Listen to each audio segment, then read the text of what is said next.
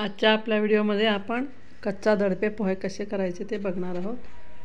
कच्चे पोहे म्हणजे सर्व जिन्नस आपण कच्चंच वापरणार आहोत। काय काय साहित्य लागणार आहे हे जरा आपण बघून घेऊयात। आणि ह्याची कृती तरी अगदीच सोपं आहे। लहान मुलंसुद्धा तुम्ही तयारी करून ठेवलात तर स्वतः करून खातील, नाही तर तुम्हालासुद्धा करून देतील आणि वेळ खूपच वाचेल।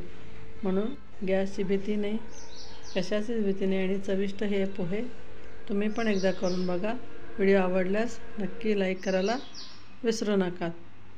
आता मी कृती सांगते। तर इथं मी 2 वाट्या पातळ पोहे घेतलेत, त्याच्यावर चवीनुसार मीठ घातलेलं आहे, बारीक चिरलेला कच्चा कांदा 1, बारीक चिरलेली कोथिंबीर तुम्हाला हवं तेवढं, बारीक चिरलेला 1 टोमॅटो, आणखीन 1 वाटी ओलं खोबरं छानपैकी खाऊन घेतलेलं आहे ताजं, आणि तिखट तुम्हाला जितकं पाहिजे तेवढे ओली मिरचीचे तुकडे। हे जास्त तिखट नसतात म्हणून जरासं जास्त घ्या, किंवा तिखट असतील तर कमी घ्या, आणि चवीनुसार साखर, मीठ आपण आधीच ॲड केलेलं आहे। आता हे सर्व जिन्नस आपण चांगलं एकत्र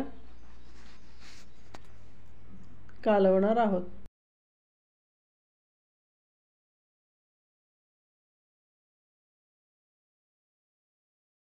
व्यवस्थित कुस्करून कालवून घेतलं तर हे सर्व पदार्थ सगळीकडे लागतील। आणि मग वरनं तुम्हाला शेंगदाण्याचे तेल असेल तर शेंगदाणा तेल घाला, खूप छान वास येतो। नाहीतर तुमच्याकडे असेल ते तेल, सनफ्लॉवर ऑइल वापरलात तरी चालेल। असे हे खूप कमी वेळात तयार होणारे दडपे पोहे करून एकदा नक्की बघा आणि सर्वांना खाऊ घाला, सर्वांना। आणि ह्यावर तुम्हाला अवेलेबल असेल तर बारीक शेव घालू शकता, आंबटपणा आणि पाहिजे असेल तर लिंबू पिळून घेऊ शकता। आणखीन काही तुम्हाला जसं जसं चवीत बदल पाहिजे तसं तुम्ही करू शकता। यामध्ये कच्चे शेंगदाणेसुद्धा घालायचे, खूप छान लागतात।